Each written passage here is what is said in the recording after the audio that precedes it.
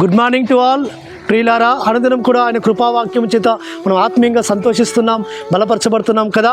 ఈ దినం కూడా అనుదిన కృపలో లేఖన భాగంలో చూసుకుంటుంటే సామెతల గ్రంథము 20వ అధ్యాయము 27వ వచనంలో, నరుని ఆత్మ యెహోవా పెట్టిన దీపము, అది అంతరంగములన్నీ శోధించును.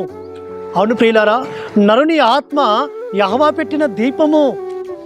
ఈ యొక్క మానవుని యొక్క జీవితంలో పరమ తండ్రి ఆయన ఈ యొక్క ఆత్మను ఉంచాడు, ఆత్మ దీపమును ఉంచాడు. ఈ ఆత్మ దీపమును ఆయన వెలిగించాడు. ఈ వెలిగించిన ఈ దీపము ఎన్నడూ ఆరిపోదు సుమా. కాబట్టి ఆయన మానవునిలో ఈ శరీరాన్ని మట్టితో కలుగజేశాడు, కానీ ఆయన ఈ ఆత్మని దీపాన్ని ఆయన ఉంచాడు. కాబట్టి అందుకే ప్రసంగికారుడు అంటాడు, మన్నైనది మరలా మట్టికి చేరును, ఆత్మ దాన్ని దయచేసిన ఎలోహిం యొద్దకు చేరును. ఆత్మను ఎలోహిం మనలో ఉంచాడు. ఈ ఆత్మను ఆయన వెలిగించాడు. తన ఆత్మతో, తన ఆత్మీయమైన ఆ యొక్క కాంతితో ఆయన మన ఆత్మ దీపాన్ని వెలిగించాడు సుమా. ఈ వెలిగింపబడిన ఈ దీపము ఎన్నడూ ఆరిపోకుండా ఉండాలి అంటే నిత్యము ఆయనతో సాహసం చేయాలి, ఆయనతో ముచ్చరించాలి, ఆయన ఆరాధించాలి, ఆయన కీర్తించాలి, ఆయన మహిమపరచాలి. ఆయనను నిరంతరము మన హృదయంలో పదిలపరచుకోవాలి. పరిశుద్ధాత్ముడిగా ఆయన మనలో నివసించాలి, ఆయన మనతో ఉండాలి, మనలో ఉండాలి. అప్పుడు ఈ ఆత్మ దీపము నిరంతరం వెలిగింపబడుతుంది సుమా. అందుకే భక్తుడు అంటాడు, అయ్యా నా దీపను వెలిగించావు, నా దీపను వెలిగించేవాడు నీవే తండ్రి అని ఆ భక్తుడు దావీదు ఆయన ఆరాధిస్తూ వస్తుంటున్నాడు. కాబట్టి మన దీపాన్ని కూడా ఆయన వెలిగించాడు, మన ఆత్మ దీపాన్ని వెలిగించాడు.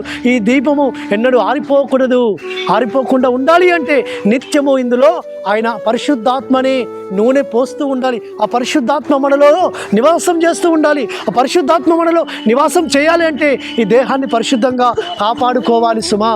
ఈ దేహము ఆయన సొత్తు అని, ఆయన ఆలయం అని, ఆయన నివసించిన యోగ్యకరమైన ఆలయంగా దీన్ని మనం కాపాడుకుంటుంటే ఆ పరిశుద్ధాత్మ మనలో నివసిస్తుంటుంది, మన ఆత్మను బలపరుస్తుంది, మన ఆత్మను వెలిగిస్తూ వస్తుంటుంది సుమా. అప్పుడు మన ఆత్మతో ఐక్యపరచబడితే మనం ఈ లోకంలో యాత్ర ముగించిన ఈ మన్నైన శరీరం మట్టికి చేరుతుంది. ఈ ఆత్మ దాన్ని దయచేసిన ఎలోహిం మీదకు చేరుతుంది. అక్కడ యుగ యుగాలు ఆయన రాజ్యంలో నిత్యము సంతోషిస్తూ వస్తుంటుంది ఈ ఆత్మ. కాబట్టి ఈ నరుని ఆత్మ యెహోవా పెట్టిన దీపము. కాబట్టి ఈ దీపమును ఎవడు మంచం కింద కొంచెం కింద పెట్టకూడదని మత్తయి సువార్తలో యాశ్వమసి అంటున్నాడు. అనగా ఇహ సంబంధమైన వాటి గురించి ఆశపడుతూ ఆయనకు దూరం కాకూడదు సుమా. ఆయనకు సమీపం అవ్వాలి, ఆయన ఆరాధించాలి, ఆయనకు ప్రేమగా జీవించాలి. అట్టి విధంగా మనం జీవిస్తాం. అట్టి విధంగా పరిశుద్ధాత్మతని మనకు సహాయం చేయను గాక. ప్రార్థన చేసుకుందాం. పరలోకమందున మా తండ్రి సర్వోన్నతుడా, ఈ యొక్క దీపము అయ్యా, ఈ యొక్క ఆత్మ మీరు పెట్టిన దీపమునైనా, మీరు పెట్టిన దీపం నిత్యము అయ్యా వెలిగించుటకు, అయ్యా మీరు వెలిగించడానికి సాధనంగా ఉండడానికి సహాయం చేయమని ప్రార్థిస్తూ మానసికుడు విమోచకుడు నజరేయుడైన యెహోవా అతి పరిశుద్ధమైన నామమున స్తుతించి ప్రార్థించి వేడుకుంటున్నాము తండ్రి, ఆమేన్. సర్వోన్నతుడు సర్వాధికారిని యెహోవా కృపా కనికరము నిరంతరం తోడుగా ఉండి ఆయనే మనల్ని బలపరచును గాక. ఆమేన్.